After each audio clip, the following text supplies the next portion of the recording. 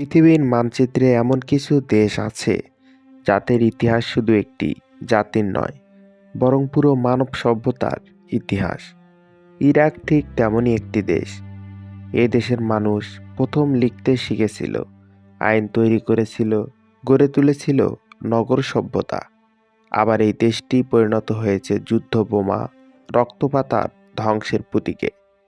আজকের এই ভিডিওতে আমরা ইরাক সম্পর্কে বিস্তারিত জানব। ইরাক মধ্যপ্রাচ্যের একটি কৌশলগতভাবে অত্যন্ত গুরুত্বপূর্ণ দেশ। দেশটির মোট আয়তন প্রায় 4,38,317 বর্গ কিলোমিটার। আয়তনের দিক দিয়ে এটি বিশ্বের মাঝারি আকারের দেশগুলোর একটি। ইরাকের ভৌগোলিক অবস্থান একে বিশেষভাবে গুরুত্বপূর্ণ করে তুলেছে। দেশটির পূর্বে ইরান, দক্ষিণে কুয়েত ও সৌদি আরব, পশ্চিমে জর্ডান ও সিরিয়া এবং উত্তরে রয়েছে তুরস্ক। এছাড়াও পারস্য উপসাগরের সঙ্গে ইরাকের রয়েছে প্রায় 58 কিলোমিটার দীর্ঘ একটি উপকূল রেখা, যা আন্তর্জাতিক বাণিজ্যের জন্য অত্যন্ত গুরুত্বপূর্ণ। ইরাকের সবচেয়ে বড় পরিচয় হল এটি মানব সভ্যতার জন্মভূমি। আজ থেকে প্রায় 6,000 বছর আগে ওই অঞ্চলে গড়ে ওঠে সুমেরীয় সভ্যতা। এখানেই প্রথম মানুষ আবিষ্কার করে লিখন পদ্ধতি। এছাড়াও এখানেই প্রথম চাকার ব্যবহার হয়, প্রথম শহর গড়ে ওঠে এবং প্রথম আইন প্রণয়ন করা হয়। সুমেরীয়দের পর ইরাকে গড়ে ওঠে ব্যাবিলন সাম্রাজ্য। এই সাম্রাজ্য শুধু সভ্যতারই নয়, বরং যুদ্ধ ও সামরিক শক্তিতেও ছিল ভয়ঙ্কর।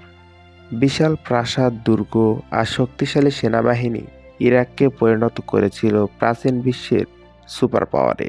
ইসলামের আবির্ভাবের পর ইরাক আবারও ইতিহাসের কেন্দ্রবিন্দুতে আসে। আব্বাসীয় খিলাফতের সময় বাগদাদ হয়ে ওঠে বিশ্বের সবচেয়ে জ্ঞান সমৃদ্ধ শহর। গণিত, চিকিৎসা, জ্যোতির্বিজ্ঞান সব ক্ষেত্রে ইরাক তার বিশ্বকে নেতৃত্ব দিচ্ছিল। 1600 শতকে ইরাক চলে যায় অটোমান সাম্রাজ্যের অধীনে। প্রথম বিশ্বযুদ্ধের পর অটোমানদের পতন হলে ইরাকের নিয়ন্ত্রণ নেয় ব্রিটিশরা। 1932 সালে স্বাধীনতা পেলেও বিদেশি প্রভাব কখনোই শেষ হয়নি। 1979 সালে ক্ষমতায় আসেন সাদ্দাম হোসেন। তিনি ইরাককে আধুনিক রাষ্ট্রে রূপান্তর করতে চেয়েছিলেন। শিক্ষা, স্বাস্থ্য ও অবকাঠামোর উন্নয়ন হলেও তার শাসন ছিল ভয়ঙ্কর, দমনমূলক। বিরোধী মানেই শত্রু, এই নীতি শেষ পর্যন্ত ইরাককে বিপদে ঠেলে দেয়। 1980 সালে শুরু হয় ইরাক ও ইরান যুদ্ধ। এই যুদ্ধ চলে টানা 8 বছর।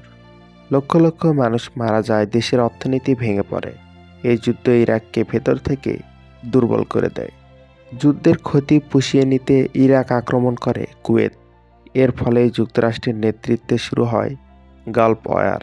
ইরানের উপর পড়ে কঠোর অর্থনৈতিক নিষেধাজ্ঞা। 2003 সালে যুক্তরাষ্ট্র অভিযোগ তোলে ইরাকের কাছে রয়েছে গণবিধ্বংসী অস্ত্র। এই অভিযোগে ইরাকে হামলা চালানো হয়। সাদ্দাম হোসেন ক্ষমতাচ্যুত হন, কিন্তু শান্তি আসে না, বরং শুরু হয় ক্ষমতার শূন্যতা ও বিশৃঙ্খলা। এই বিশৃঙ্খলার সুযোগেই জন্ম নেয় আইএস। ইরাকের বিশাল অংশ দখল করে তারা ধ্বংস করে দেয় প্রাচীন সভ্যতার নিদর্শন, সাধারণ মানুষের জীবন। আজকের ইরাক তেল সম্পদে সমৃদ্ধ একটি দেশ। বিশ্বের অন্যতম বড় তেল উৎপাদক দেশও ইরাক। কিন্তু রাজনৈতিক বিভাজন, দুর্নীতি ও বিদেশি প্রভাব এখনও বড় চ্যালেঞ্জ। ইরাকের ইতিহাসে প্রমাণ করে এই দেশ বারবার ধ্বংস হয়েছে, বারবার ঘুরে দাঁড়িয়েছে। সঠিক নেতৃত্ব ও স্থিতিশীলতা পেলে ইরাক আবারও বিশ্ব অর্থনীতি ও রাজনীতির গুরুত্বপূর্ণ শক্তি হতে পারে। আজকে এই পর্যন্তই। যদি আমাদের ভিডিওটি ভালো লাগে, লাইক করবেন এবং এরকম সুন্দর সুন্দর ভিডিও পেতে আমাদের চ্যানেলটিকে সাবস্ক্রাইব করে আমাদের পাশেই থাকবেন। ধন্যবাদ।